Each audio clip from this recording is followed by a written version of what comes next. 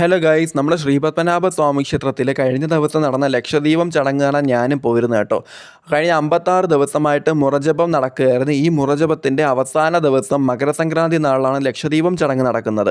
അപ്പോൾ എനിക്ക് തെക്കേ നട വഴിയാണ് പാസ് ലഭിച്ചിരുന്നത്. ഇത് പുറത്തിറങ്ങിയിട്ടുള്ള കാഴ്ചകളാണ് നിങ്ങൾ കാണുന്നത്. നല്ല ലൈറ്റും അതുപോലെ തന്നെ ഈ മുറശീവേലി കാണാൻ വേണ്ടിയിട്ട് നല്ല തിരക്കും ഉണ്ടായിരുന്നു.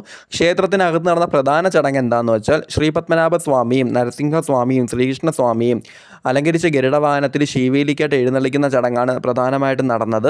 വളരെ ഭക്തിസാന്ദ്രമായിട്ടുള്ളൊരു ചടങ്ങ് തന്നെയായിരുന്നു. കാരണം രാജകുടുംബാംഗങ്ങളും വേദപണ്ഡിതന്മാരും പോരാത്തതിന് ആനയും കുതിരയൊക്കെ ഉണ്ടായിരുന്നു. വളരെ പ്രൗഢിയോടെ നടന്ന ഒരു ചടങ്ങ് തന്നെയായിരുന്നു. കാണേണ്ട കാഴ്ച തന്നെയായിരുന്നു. ഇത് പുറത്തെ കിഴക്കേ നടയിലുള്ള ദൃശ്യങ്ങളാണ് നിങ്ങൾ കാണുന്നത്. നല്ല ലൈറ്റും അതുമാത്രമല്ല അവിടെയും ലക്ഷദീപത്തിനായിട്ട് വിളക്കുകളൊക്കെ കൊളുത്തി വെച്ചിട്ടുണ്ടായിരുന്നു. ഇത് കാണാനുള്ള തിരക്കാണ് നിങ്ങൾ കാണുന്നത്. രാത്രി ഒരു 10 മണിയായി കാണും കേട്ടോ. അപ്പോഴുള്ള തിരക്കാണ് നിങ്ങൾ കാണുന്നത്. കാരണം ഈ ഒരു ലക്ഷദീപത്തിൻ്റെ ഭാഗമായിട്ട് നമ്മുടെ പത്മതീർത്ഥ കുളത്തിൽ ലൈറ്റ് ഷോ ഒക്കെ ഉണ്ടായിരുന്നു. പക്ഷെ നല്ല അടിപൊളി ലൈറ്റ് ഷോ ആയിരുന്നു കേട്ടോ. തിരുവനന്തപുരം ഇതുവരെ ഇങ്ങനെ ഒരു ലൈറ്റ് ഷോ കണ്ടിട്ടില്ല സത്യം പറഞ്ഞാൽ.